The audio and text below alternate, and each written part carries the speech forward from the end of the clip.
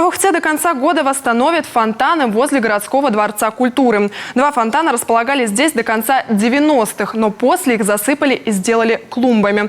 Ухтинцы давно мечтали о том, что этому месту вернут исторический вид.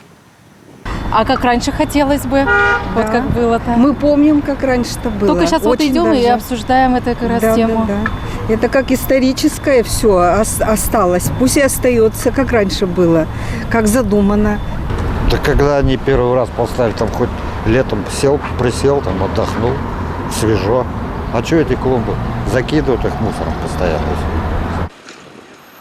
План восстановить фонтаны глава города озвучил еще в прошлом году, но его воплощение оказалось под угрозой. Летом возникли проблемы с подрядчиками, на аукцион долго никто не выходил, а затем и с поставкой материалов.